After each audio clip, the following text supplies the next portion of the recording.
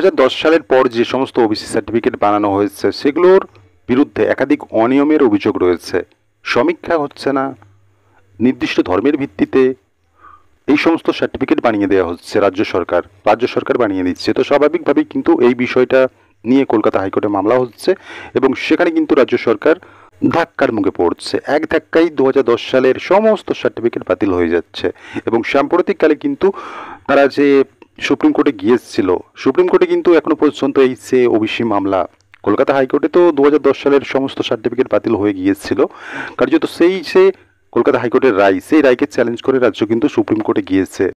সেখানে এখনো পর্যন্ত মামলাটি বিচারাধীন রয়েছে। কিন্তু যখন বিচারাধীন রয়েছে, চূড়ান্ত রায় বের হচ্ছে না, তখন কিন্তু রাজ্য সরকার আবার একটা সিদ্ধান্ত নিচ্ছে যে মোট 140টি সম্প্রদায়কে তারা আবার নতুন করে ওবিসির আওতায় আনবে, এই বিজ্ঞপ্তি জারি করছে।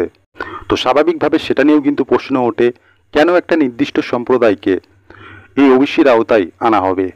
এটা নিয়ে কিন্তু কলকাতা হাইকোর্টে মামলা হচ্ছে এবং রাজ্যের সাম্প্রতিককালে যে ওবিসি সংক্রান্ত বিজ্ঞপ্তি, সেটার উপর কলকাতা হাইকোর্ট অন্তর্বর্তী নির্দেশ জারি করছে। তো স্বাভাবিকভাবেই কিন্তু কলকাতা হাইকোর্ট সাফ নির্দেশ দিয়েছে, সাম্প্রতিককালে ভর্তি হোক বা নিয়োগ 2010 সালের, সেগুলো কার্যকরী হবে না এবং সাম্প্রতিককালে এই রাজ্যের ওবিসি সংক্রান্ত বিজ্ঞপ্তি, সেটার ওপর স্থগিতাদেশ রইল। তো স্বাভাবিকভাবেই যখন কলকাতা হাইকোর্ট স্থগিতাদেশ দিচ্ছে, তখনই কিন্তু আবারও সেই নির্দেশকে কার্যত তোয়াক্কা না করেই কলেজে ভর্তি চলছে। কলেজের ভর্তির পোর্টালের বিরুদ্ধেই কিন্তু এবার অভিযোগটা আসছে। কার্যত হাইকোর্ট কিন্তু নির্দেশ দিচ্ছে 2010 সালের পরে সার্টিফিকেট কার্যকরী হবে না, ভর্তি অথবা নিয়োগ উভয় ক্ষেত্রেই। সেক্ষেত্রে কিন্তু এই যে রাজ্যের ভর্তির নিয়োগ পোর্টাল রয়েছে, সেখানে কিন্তু নির্দেশটা মানা হচ্ছে না।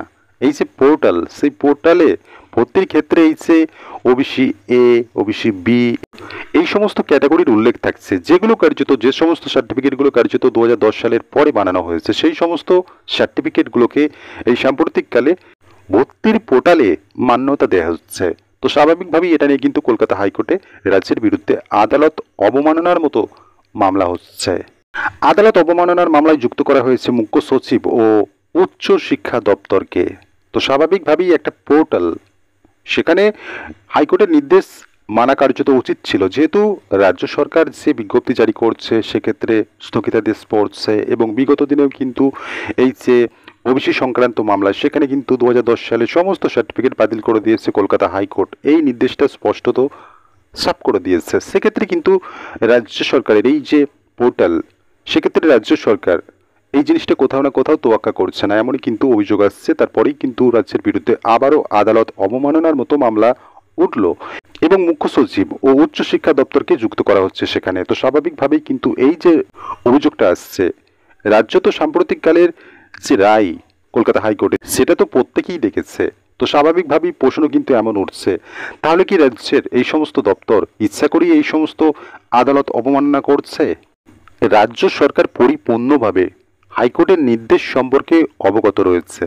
সুপ্রিম কোর্টে এখনও চূড়ান্ত নির্দেশ দেয়নি যে তারা যে হাইকোর্টের রায় বাতিল করে দিয়েছে বা খারিজ করে দিয়েছে, এমনটা তো এখনো পর্যন্ত হয়নি। হাইকোর্টের নির্দেশই বহাল রয়েছে।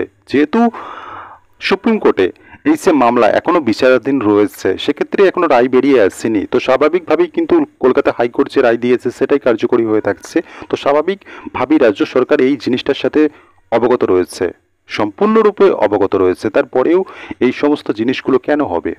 ভর্তির পোর্টালে এই সমস্ত 2010 সালে যে সমস্ত সার্টিফিকেটগুলো, সেগুলোর বৈধতা দেওয়া হবে, সেগুলো নিয়ে কিন্তু একটা প্রশ্ন রাখা যেতে পারে। তাহলে কি রাজ্য সরকার ইচ্ছাকৃতভাবে আদালত অবমাননা করছে?